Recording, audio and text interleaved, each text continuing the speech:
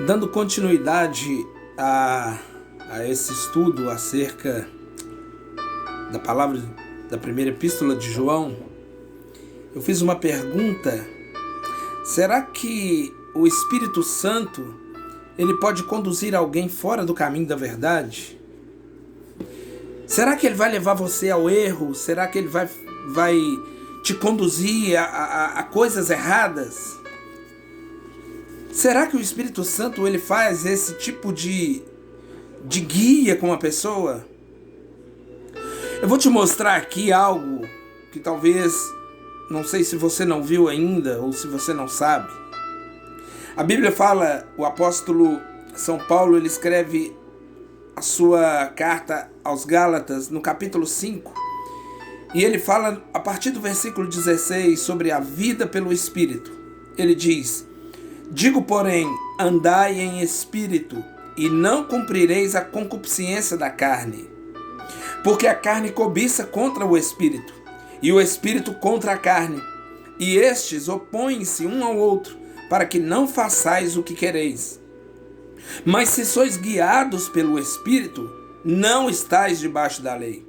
Porque as obras da carne são conhecidas, as quais são, anota aí, as obras da carne: adultério, prostituição, impureza, lascívia, idolatria, feitiçaria, inimizades, porfias, emulações, iras, pelejas, dissensões, heresias, invejas, homicídios, bebedices, glutonarias e coisas semelhantes a estas, acerca das quais vos declaro que, como já antes vos disse, que os que cometem tais coisas não herdarão o reino de Deus.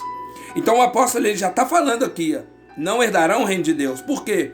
Porque isso são obras da carne, não é conduzido pelo Espírito. Quem tem o Espírito Santo é capaz de fazer isso aqui? Me diga. Por que não? Porque os frutos do Espírito é diferente.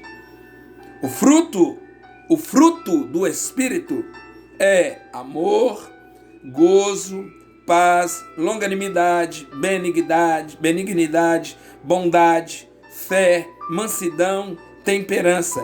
Contra essas coisas não há lei. E os que são de Cristo crucificaram a carne com as suas paixões e concupiscências. Se vivemos em espírito, andemos também em espírito. Não sejamos cobiçosos de vanglórias, imitando-os, irritando uns aos outros, invejando-nos uns aos outros. Então o apóstolo Paulo ele enfatiza sobre uma vida pelo Espírito.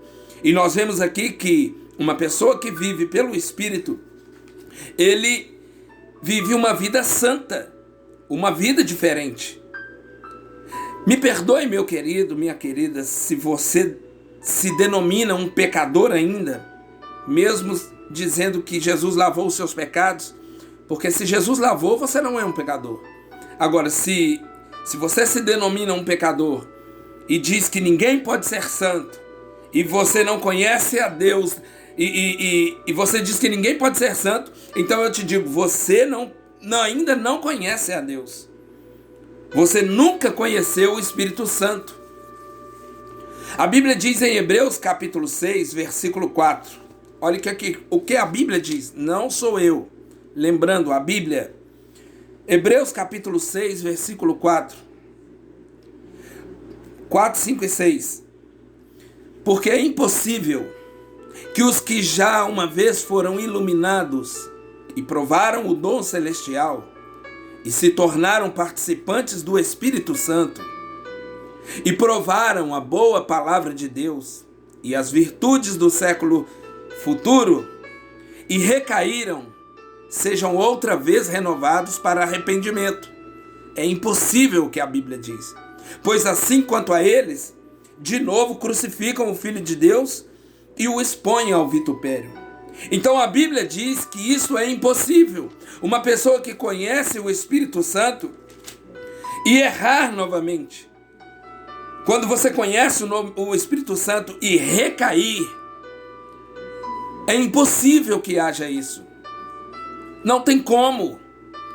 Você vai ver Pedro, antes de ser cheio do Espírito Santo, ele falando com o Senhor, que amava o Senhor. Jesus disse: Pedro, antes que o galo cante, tu me negarás 3 vezes. Pedro disse: não, Senhor, se for preciso eu morro contigo. Mas o que aconteceu? Pedro negou a Jesus. A Bíblia diz que quando Jesus foi ao Getsêmani, ele levou os discípulos, deixou eles a um canto e levou Pedro, Tiago e João mais adiante. E disse: ficai aqui, vigiai comigo por 1 hora. Quando Jesus voltou, eles estavam dormindo e o Senhor diz: vocês não podem vigiar nem 1 hora comigo? Veja a diferença de um homem que estava com Jesus, mas não tinha o Espírito Santo. Bem diferente daquele Pedro, que quando foi cheio do Espírito Santo, ele, cheio da unção do Senhor Jesus, ele converteu ali, pelo poder de Deus, cerca de 3.000 almas batizadas em nome do Senhor Jesus, se arrependendo. Diferente daquele Pedro que a história diz que quando foi morrer, crucificado, pediu: me crucifique de cabeça para baixo, porque eu não sou digno de morrer como meu mestre. Então uma pessoa que conhece o Espírito Santo, que tem a intimidade com o Espírito Santo, ela não erra, ela não peca, não. Ela não peca. Meu irmão, a ideia de que uma pessoa crente, lavada no sangue de Jesus Cristo, cheia do Espírito Santo, pode pecar, isso é uma ideia de apostasia, é uma ideia apóstata, é uma ideia mesma que Cerinto estava querendo incutir na cabeça daquele povo no tempo de João. É uma ideia que este homem, dominado pelo espírito do anticristo, queria inserir na cabeça daquele povo. É uma ideia antibíblica, é o espírito de anticristo. E essa mesma ideia, este mesmo espírito, está atuando nos dias de hoje na vida de muitas pessoas. A Bíblia, ela nos denomina santos, sim. Leia a sua Bíblia nas epístolas de Paulo. O que Paulo diz em 1 Coríntios? No capítulo 1, versículo 2, ele começa dizendo: a igreja de Deus que está em Corinto, aos santificados em Cristo Jesus, chamados santos. Não sou eu, é a palavra. 2 Coríntios capítulo também, de número 1, onde ele começa: Paulo, apóstolo de Jesus Cristo, pela vontade de Deus, e ao irmão Timóteo, a igreja de Deus que está em Corinto, com todos os santos que estão em toda a Caia. A Bíblia que fala, Paulo tratava os irmãos salvos em Jesus, lavados no sangue, cheios do Espírito Santo, como santos. Efésios capítulo 1, ele começa: aos santos que estão em Éfeso. 1 Pedro, o apóstolo de Jesus Cristo, aos estrangeiros dispersos no Ponto, Galácia, Ásia, Bitínia, eleitos segundo a presciência de Deus Pai, em santificação do Espírito, para a obediência e aspersão do sangue de Jesus Cristo. Então veja que somos tratados como santos pelos apóstolos. Até mesmo o profeta Daniel, lá no seu livro, ele, no capítulo 7, no versículo 22, ele trazendo revelações daquela revelação que ele teve, citações daquela revelação, ele escreve: até que veio o ancião de dias e fez justiça aos santos do Altíssimo, e chegou o tempo em que os santos possuíram o reino. Meu irmão, é só você ler Bíblia. 1 Coríntios capítulo 6, versículo 2 diz: ou não sabeis vós, que os santos hão de julgar o mundo? Ora, se o mundo há de ser julgado por vós, sois porventuras indignos de julgar coisas mínimas? Olha aqui para você ver, meu irmão. A Bíblia diz que os santos irão julgar o mundo. Quem são os santos? Os salvos, lavados no sangue de Jesus, de verdade, que conhecem a Deus de verdade. Porque uma vez que conhece a Deus, ele não vai errar. Porque como pode o Espírito Santo conduzir ele ao erro, meu irmão? Qual o Espírito Santo que você diz que tem dentro de você, que te leva ao erro? Se você errar, você está fora. A Bíblia diz: o sangue de Jesus já te lavou, já te limpou. O sangue de Jesus, será possível que ele tenha que ficar lavando, lavando e lavando? Aí você suja, ele volta, ele lava de novo? Você suja, ele volta, ele lava de novo? É assim? Quem te ensinou isso, meu irmão? Então, se uma pessoa é batizada nas águas, no nome do Senhor Jesus, se ela é batizada nas águas, no nome do Senhor Jesus Cristo, se primeiro ela teve um arrependimento, se ela sentiu dentro dela o arrependimento, aceitou a palavra, porque a palavra tem que ser comida do Gênesis e Apocalipse, o cordeiro tem que ser comido por inteiro. A palavra do Senhor, ela não é para discordar. Ninguém discorda da palavra. Você que talvez creia numa outra coisa, mas discordar da palavra, a palavra de Deus não está aqui para discordar. Ela está aqui para ser vivida, cumprida na sua vida. Se você quiser viver ela, você vive. Se não, é um direito seu. Então, se uma pessoa é batizada nas águas, no nome do Senhor Jesus Cristo, cheia do Espírito Santo, este próprio Espírito Santo torna essa pessoa um santo. E o aguilhão da morte, que é o pecado, não tem mais força nessa pessoa. Ele diz: não mais vivo eu, mas Cristo vive em mim. Como Cristo vive em mim, eu vou sair pecando, adulterando, prostituindo, mentindo. Como? Julgando o outro. Meu irmão, quando você aceita Jesus de verdade e passa por tudo isso, Romanos capítulo 8, versículo 1 diz: nenhuma condenação há para aqueles que estão em Cristo Jesus e andam agora segundo o Espírito e não segundo a carne. Eis que tudo se fez novo, eis que tudo novo se fez. Ele começa a andar em novidade de vida. Então que este pensamento venha mudar, que você se torne um santo. Isso não é vergonha, meu irmão. Quando nós admitimos os nossos pecados, os nossos erros diante do Senhor, não é vergonha. Não é vergonha você confessar. A Bíblia diz: se confessarmos os nossos pecados, Ele é fiel e justo para nos perdoar os pecados e nos purificar de toda imundícia, de todo pecado. O sangue de Jesus é alvejante, é um alvejante que limpa de uma vez por todas. Então, existe até um cântico, um hino da harpa cristã, que o autor, eu acredito que como muitos outros, ele foi inspirado pelo Espírito Santo, aonde ele diz: eu era um pecador e andava sem Jesus, não tinha esperança e nem divina luz. Hoje sou um crente, Cristo me salvou, por seu sangue me lavou. Ele diz: eu era um pecador, não sou mais. Existem pessoas que estão mergulhando nas águas, um pecador seco, e volta um pecador molhado, porque não discernem o corpo de Cristo, porque não discernem o que é arrependimento, porque não têm conhecimento de Deus e acham que estão fazendo certo. Mas eu oro a Deus, pela misericórdia do Senhor, para que o seu coração receba essa palavra, não como uma palavra de afronta, não como uma palavra de alguém que quer te menosprezar, não.